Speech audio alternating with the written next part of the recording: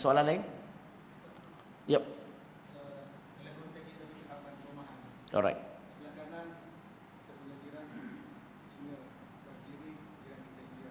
Macam pendekatan kita sebaiknya untuk mengajak ke Islam. Okey, kalau sahabat tanya soalan tentang kalau jiran kita sebelah kanan Cina, sebelah kiri India, mungkin Cina beragama Buddha, India beragama Hindu, macam mana kita nak ajak mereka kepada Islam?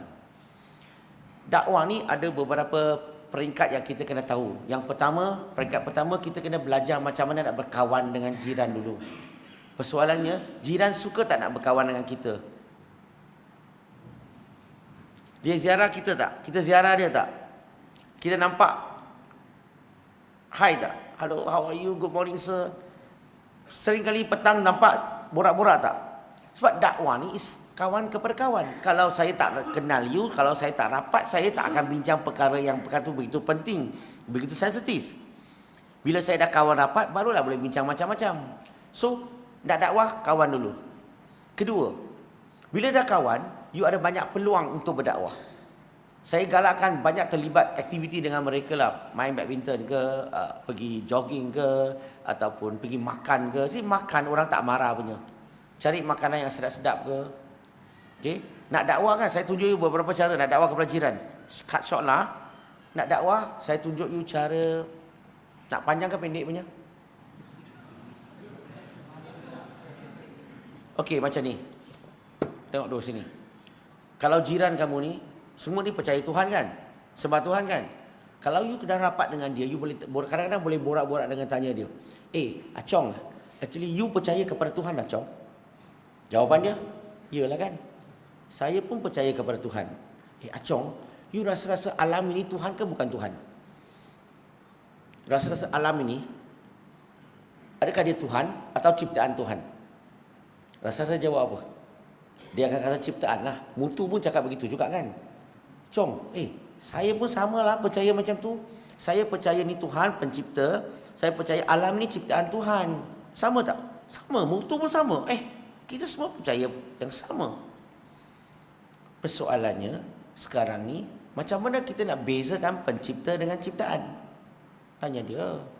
Biasanya dia tak tahu cakap. Sebab agama mereka tidak mengajar macam mana nak mengenali pencipta. Islam perkara yang paling utama dulu. Betul tak? So saya tanya dia, kalau you boleh bezakan pencipta dengan ciptaan, you nak sembah pencipta ke ciptaan? Soalan macam bodoh sikit kan? Dia mesti kata, saya nak sembah pencipta. So nak sembah pencipta, penting tak kita boleh nak bezakan dulu pencipta dengan ciptaan? Saya bagi contoh. Kalau saya cakap dengan orang Cina yang beragama Buddha, saya akan ambil Kristian sebagai contoh untuk dia. Saya tak mau cakap agama dia. Kalau saya cakap dengan Hindu, saya akan cerita dengan gunakan agama Buddha sebagai contoh bagi dia. Can you understand this? So saya tanya je, saya akan bagi contoh. Contohnya di Buddha kan, saya cakap dengan dia, contoh. Dalam agama Kristian pun mereka percaya kepada Tuhan, pencipta dengan ciptaan. Tapi Kristian hari ini, mereka sembah pencipta ke mereka sembah manusia, Jesus Christ? Hari ini ramai tak orang sembah manusia? Manusia ni Tuhan ke? Kalau dia tak faham, saya tanya dia, Acong you boleh bezakan tak lelaki dan wanita?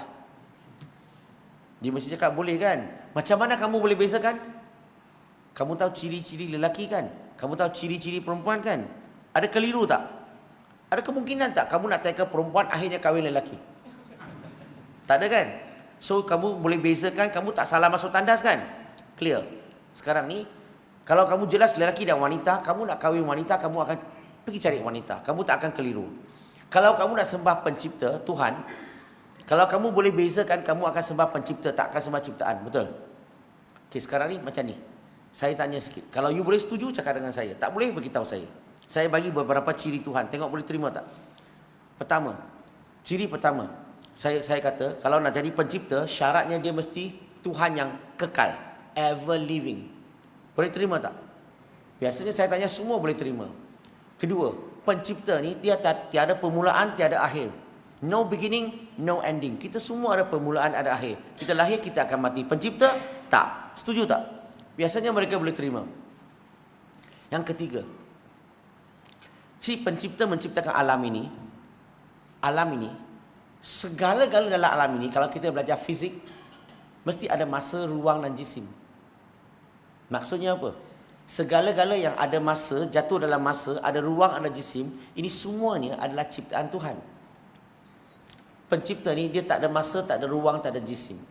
Boleh setuju tak? Biasanya mereka boleh setuju. Saya tanya dia yang keempat. Pencipta ni, pencipta yang sebenar, dia tidak memerlukan apa-apa. Dia tidak bergantung kepada apa-apa.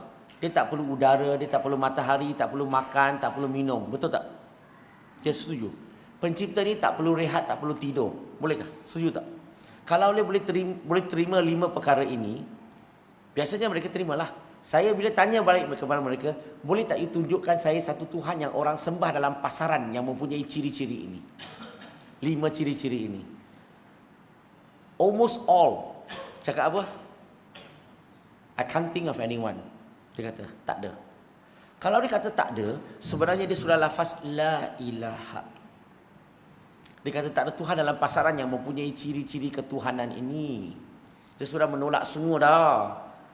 Dan I kata, kalau saya tunjuk satu Tuhan yang mempunyai ciri-ciri ini, you boleh terima tak? Biasanya dia kata, kalau ada, why not? Saya minta dia baca surah Al-Baqarah, surah kedua, ayat 255. So, dia baca ayat itu, dan dia boleh terima.